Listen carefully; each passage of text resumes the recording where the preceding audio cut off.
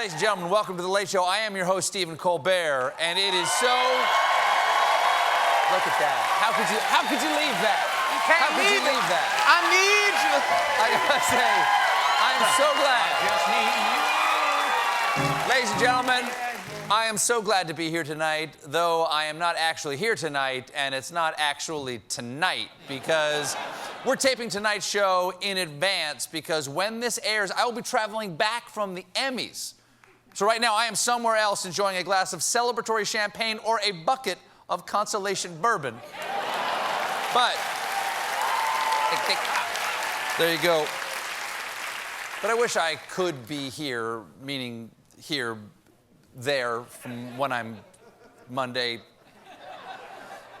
Let's move on. Because tonight, I'm going to share some of my favorite moments from the last season, as well as some clips that have never before aired. And I shot most of the last season all alone in an old storage closet upstairs. So I'm very excited to share these with an actual live audience for the first time. You see, I have a theory about comedy, and it's that it's good when there's laughter. First up, it's controversial. It's controversial. Hey, it's honest. First up, some of my favorite jokes from the monologues in that tiny room. Jim?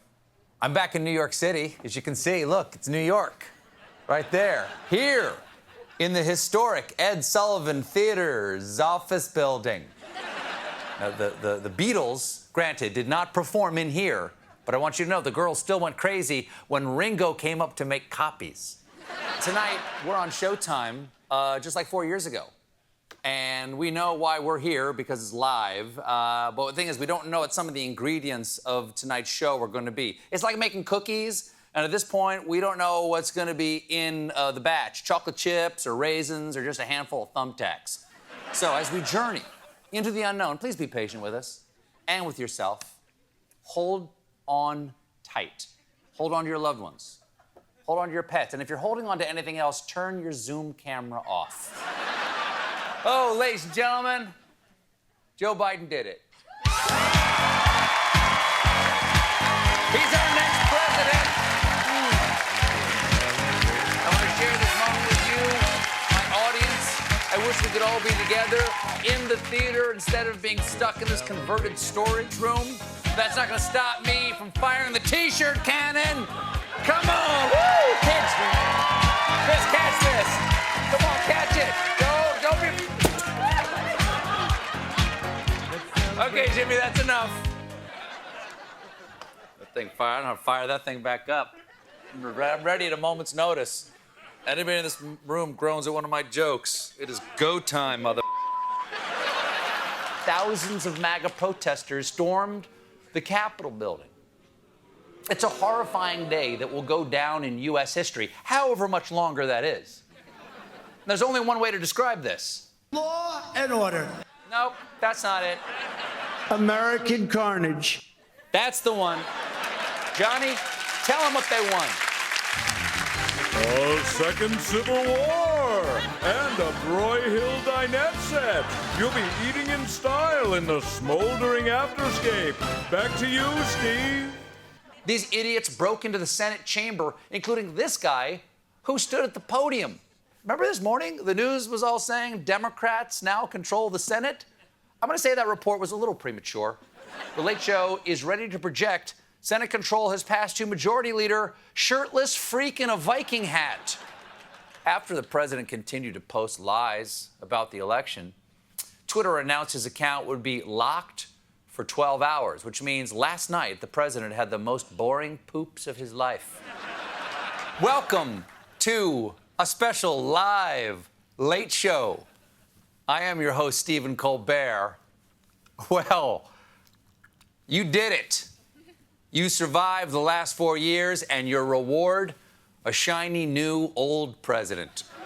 Today, for the first time in our 244-year history, the United States has a female vice president. It's a moment that future generations will look back on and say, wow, that took a long time. Not only is Harris our first female vice president, she's our first black vice president, our first South Asian American vice president, and the first vice president in 4 years who doesn't think yogurt is too spicy. Of course, no coverage of a blizzard is complete without someone reporting from the middle of the snowstorm. So let's check in with the Late Show's chief meteorologist live on the roof of the Ed Sullivan Theater, Stephen Colbert. Stephen, how are things looking up there, my friend? Well, Steve, it's cold and snowy. But you didn't need anybody up on the roof to tell you that. You could have just looked out your window. Yeah, I would, but these windows aren't real. They're just TV screens. Well, change them to static. You'll get the idea. Okay. There you go. Wow. That is a lot of snow. Yep. Can I come down from the roof now, please? No, you can't. Well, what if I made it worth your while? Introduce you to my friend Benjamin here. Check inside your pocket, Steve. Oh, I like the cut of your jib. Because it's America, wasn't long before mask wearing devolved into a political issue. Apparently, spreading aerosolized virus is a cherished freedom. Who can forget Patrick Henry's famous cry, "Give me liberty or give me death, or slip me some tongue and give me both"? Fauci was so popular that back in April, he became a write-in nominee for People's Sexiest Man Alive. It's just something about a man begging you to stay 6 feet away that just makes you want him more.